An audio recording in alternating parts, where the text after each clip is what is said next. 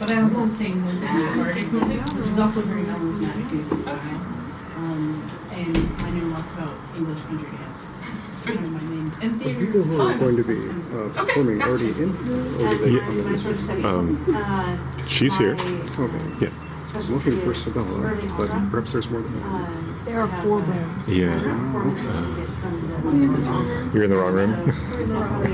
So check the schedule on the front and it tells you which room they should be in. Sure. That's my gig, and I was like, Yeah, she vowels. oh, very excited about that. I remember you from last year. Right. Yes. Yeah. So my that's knowledge what was of medieval stuff is less personal, although I actually know it's trying to paranoid it. But I have a music history degree. And so I spent, Gotcha. I spent 2 terms as a graduate. I spent 2 terms studying music notation. Wow. We would just go home with one of the the print in the book Yeah. and some sap paper and convert it. And converted it. It was one of the most labored Yes. classes I've taken in my entire life. Yes. I've taken it too. I Okay, remember good. it. That's a long time ago though, so I'm quite rusty. Music notation 2520. I would say, I don't know. Your Excellency, Dunstan, do you think Her Excellency wants the talking taped as well, or just the singing? Do you know? I'm technologically inept, so I just turned it on and Her I'm leaving it. opinion, though. He's asking. I would recommend Oh. filming the talk as well. Okay. Yeah, because I can say that I have many apprentices. I love to see them being filmed while they're talking and explaining Okay. what they know, Okay. and then I can show it to people. It's okay. Fair Besides enough. your performance. Fair enough. Right. All right. It is time. I'm not going to put the sign up yet. Let's see. Maybe when I'm singing. My name is Thalia de Maccuswell, and I am going to sing a piece, a hymn by Hildegard of von Bingen. So first I'll start with a little bit about her, just to give some context. She was born in 1097, possibly 98, in eastern central Germany. She was part of a pretty well-to-do family. Her dad was technically a knight off of, I have it here, Bickelheim, a household there. She was, however, the last of 7 or 10, his, sources, children. And so she ended up being given, kind of, to a monastery. When she was about 8, she was sent to study with a woman named Jutta, who was studying at, they didn't really have, none of the sources I looked at specifically called them what we think of as nuns. They used the term anchoress, which I thought was fascinating because they're anchored in theology and in the life of the church, but they're very cloistered, so that was interesting to me. So she was a woman anchoress at a Benedictine monastery in Diessen-Bodenberg, which this is the ruins of that monastery. I just thought it was real pretty. So Hildegard was educated mostly by Jutta, and Hildegard actually kind of refused to use the word educated. She considered herself uneducated, despite the fact that she could, read, write, was educated in musical traditions and biblical history and spinning and, of course, prayer and the work that was done in the monastery. She then took vows at age 18. And as far as we know, she really did it on purpose. Unlike a lot of children who you would think would be sent to a nunnery and would really chafe at it, she took to it. She really, by all accounts, and of course this is the 12th century, so, but by all accounts, she really liked it. And so when she was 38, when Hildegard was 38, her mentor died, Jutta died. By that point, the community of women there had actually grown to, I think, around a dozen. Yeah, and so when Jutta died, Hildegard took it over. She said, okay, so that's why we call her an abbess, even though technically I don't think that term is from that period. When she was 42, Hildegard had her vision. Wow, sorry. Where's my copy? I'm so sorry. Okay, well. Oh, it's right there. I apologize. Okay. When she was 42, she did have what she called a vision, a transforming vision. But it turns out she'd been having them her whole life. In modern day, we would probably say she was mentally ill, to be quite honest. Or at least very, very eccentric. Very, very eccentric. This is a quote from her writing about her spiritual awakening. When I was 42 years and 7 months old, a burning light of tremendous brightness coming down from heaven poured into my entire mind, like a flame that does not burn but enkindles. It inflamed my entire heart and my entire breast, just like the sun that warms an object with its rays. All of a sudden, I was able to taste of the understanding of the narration of books. I saw the Psalter clearly, and the evangelists and other Catholic books of the Old and New Testaments. So at that point, she felt like she was given the okay to talk about her visions and talk about her. She called herself a prophet, and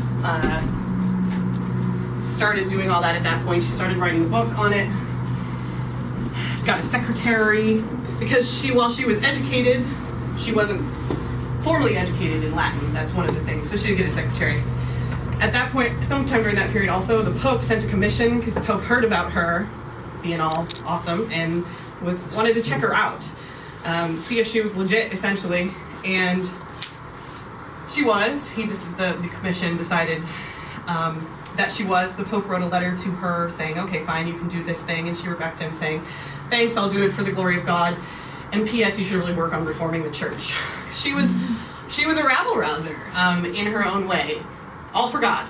All for God. She aged and was just kind of, I call her a rock star in a way, because she led this abbey into, they broke away from the monastery that they were at. And not just broke away as like a branch that is overseen. No, they broke away.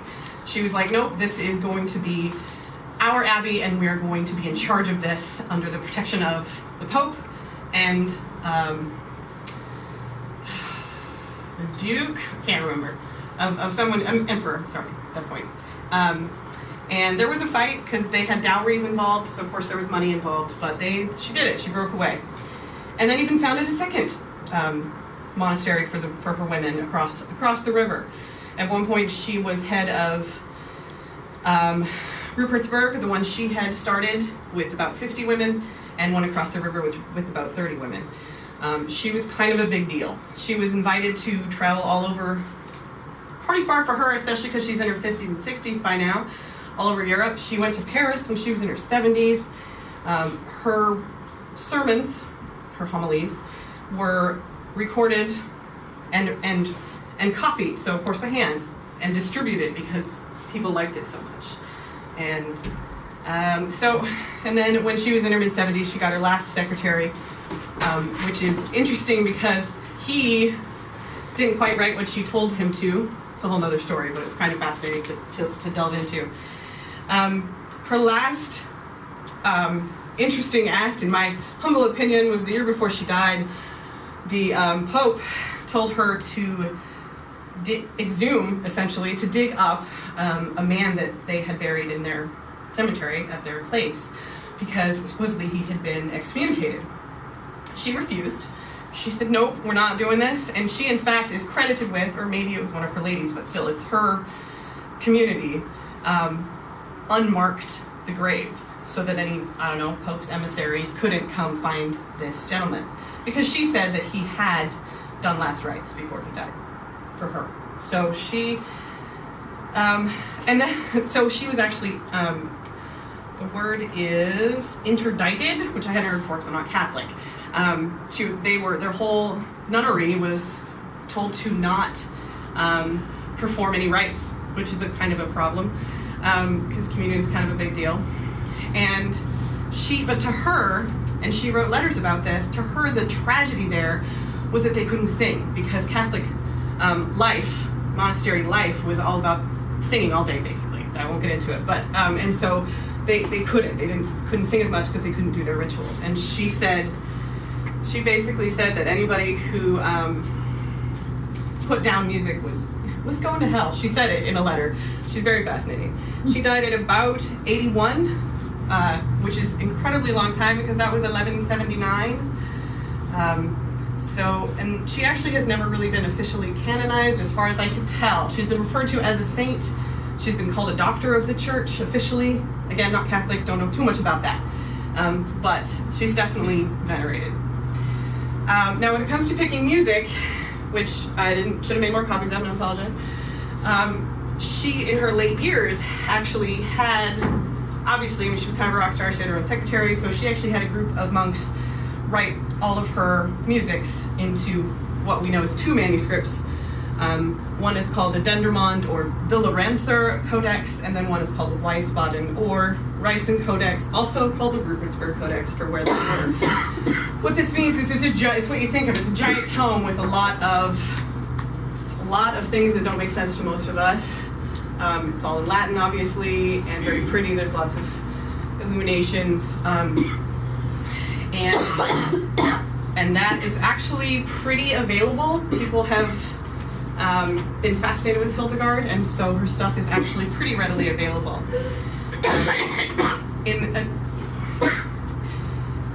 This piece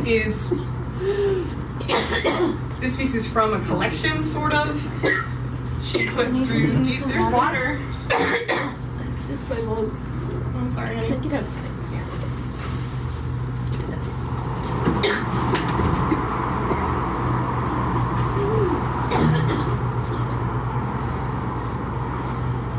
She had them put together all of her music in one thing.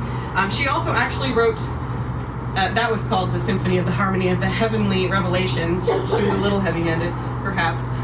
But she also wrote what some consider to be the first opera-ish thing. It was a morality play. It was all music, non-liturgical, meaning it wasn't part of a specific church rite. So it was its own thing, and it was it had characters and drama and lots and lots of music. So she did that as well. This piece was a hymn, which just means she, as far as we know, written for, well, fun, for the glory of God, not for church use. It's not something that they would have used in a rite. But she did a lot of those. It's specifically, I'm gonna get a little music geeky here, it's specifically in Dorian mode, which in the Middle Ages we didn't have the do, re, mi, fa, sol, la, ti, do like we think of these days. It has had a different system with relative pitch, and this is in a very basic mode that sounds to our ears minor, because it pretty much is. I will say the couple, and is illustrated here actually, the transcription is awesome that I found. There's parts where the 2 different manuscripts have different notations in them. There's a flat here and there's not a flat here.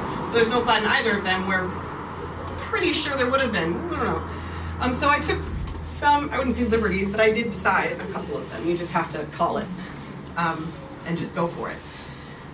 The text, Hildegard really liked this fire imagery.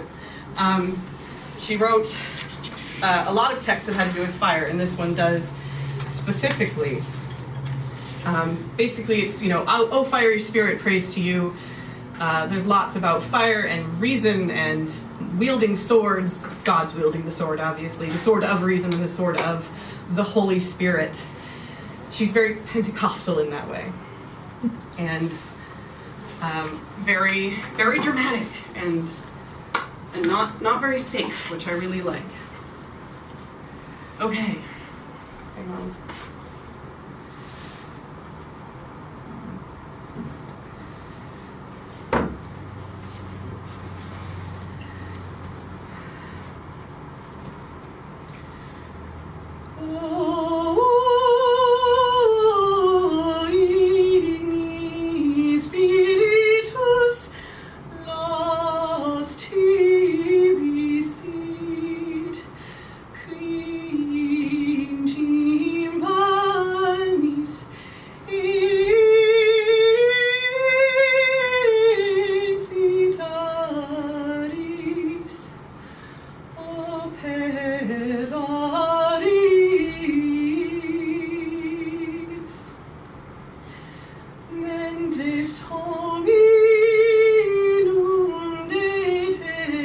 Fly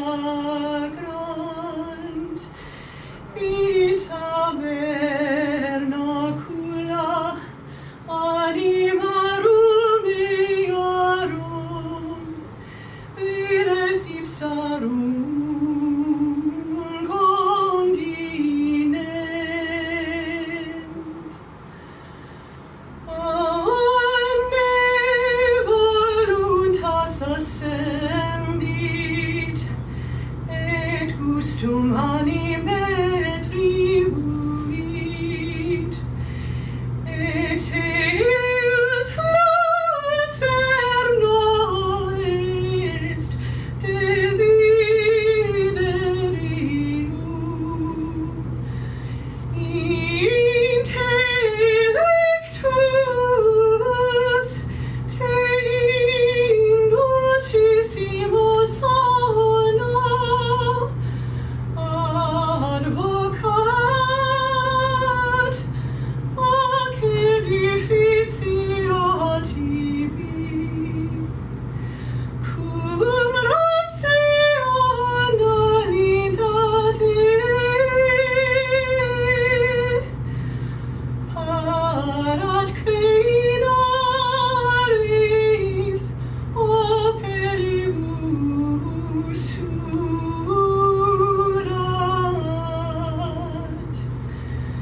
Tutem semper gaudium abes illud absidere, quod nox ale pomum per migerimum homicidium profet, quando nebula voluntatem et desideria tegit, incremus animo volat, et undiques circuit,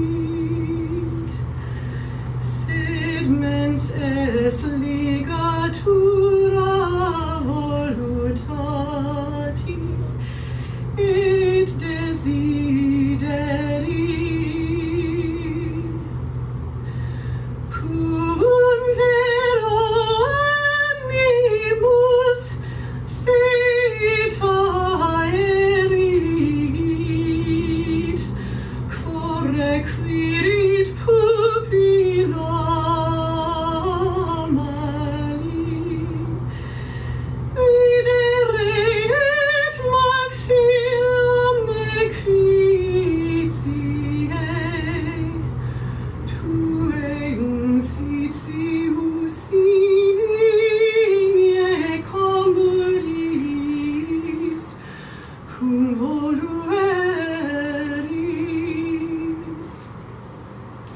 sed et cum rationalitas se per mala opera,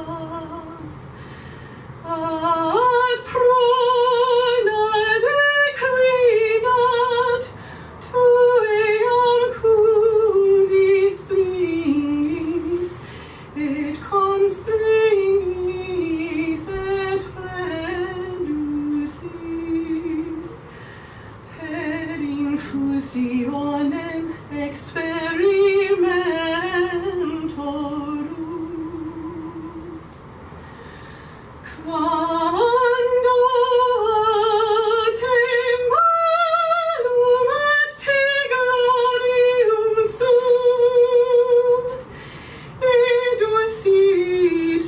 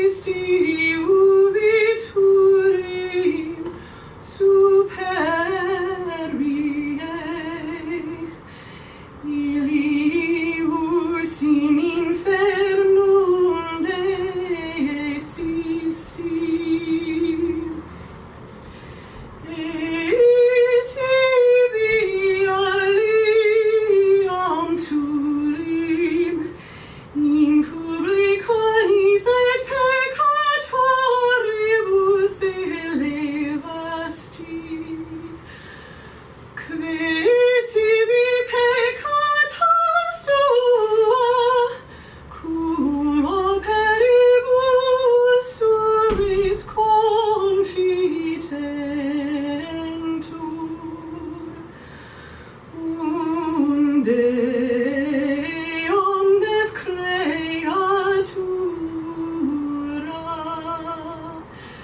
quidite evunt telorant, creatu preciosissimum, ungentum es, fractis et festidis vulneribus, ubi illa in preciosissimas, gimas convertis.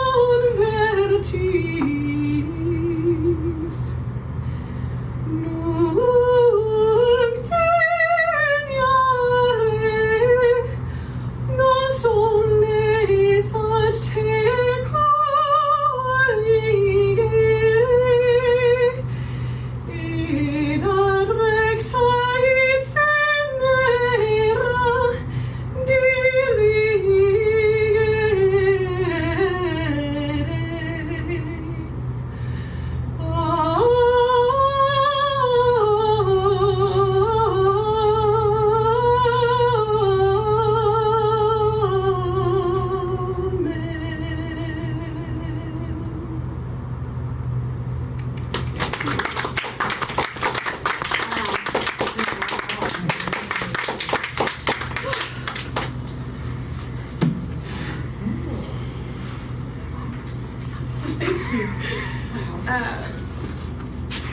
This is also, so now you see what goes into this is I have like 4 different copies of this with translations and little instructions to myself, and I had to pick, you know, some of them.